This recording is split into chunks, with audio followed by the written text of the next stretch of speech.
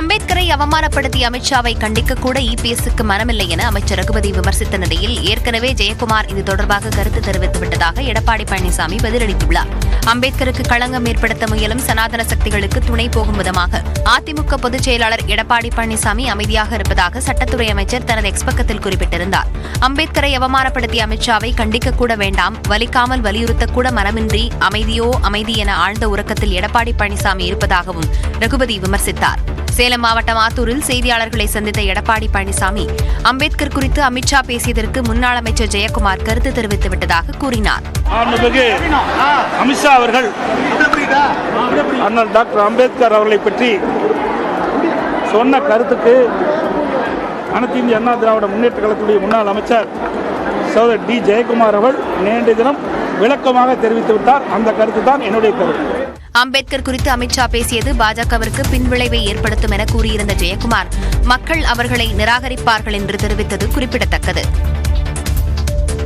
Christmas பண்டிகை வரை மிதமான மழைக்கு வாய்ப்புள்ளதாக வானிலை ஆய்வு மையம் தெரிவித்துள்ள நிலையில் திருவாரூர், நாகப்பட்டினம் உள்ளிட்ட மாவட்டங்களில் மழை பதிவாகியுள்ளது.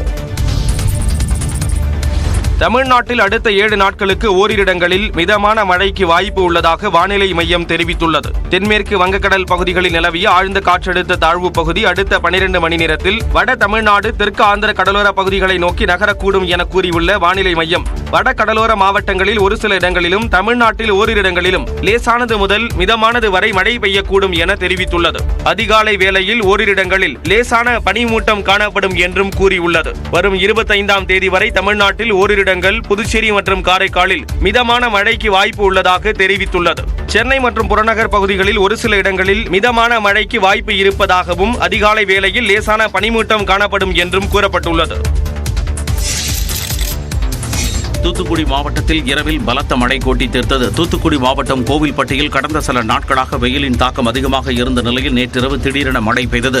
கோவில்பட்டி நகர் மட்டுமின்றி கடுகுமலை, இனாமணியாச்சி, பாண்டவர்மங்கலம், நாலாட்டின்புதூர், திட்டங்குடம், மூப்பன்பட்டி, இலுப்பையூரணி உள்ளிட்ட பகுதிகளில் 20 நிமிடங்களுக்கு மேலாக கனமழை பெய்தது. இதனால் தாழ்வான இடங்களில் மழைநீர் தேங்கியது.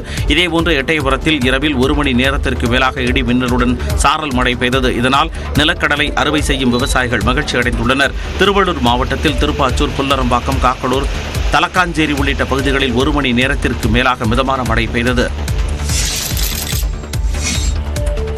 நாகை, திருவாரூர் மாவட்டங்களில் மீண்டும் கனமழை வெளுத்து வாங்கியதால் விவசாயிகள் கலக்கமடைந்துள்ளனர். திருவாரூர் மாவட்டத்தில் கடந்த வாரம் பெய்த மழையின் காரணமாக ஆயிரக்கணக்கான ஏக்கர் சம்பா பயிர்கள் நீரில் மூழ்கின.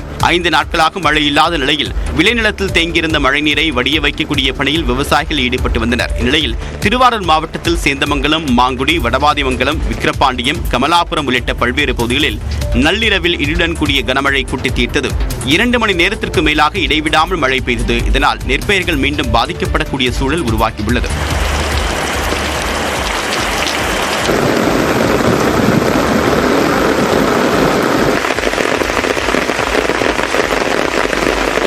அதேபோன்று நாகை மாவட்டத்தில் நள்ளிரவு 2:30 மணி முதல் 1 மணி நேரத்திற்கு மேலாக கனமழை கொட்டி தீர்த்தது.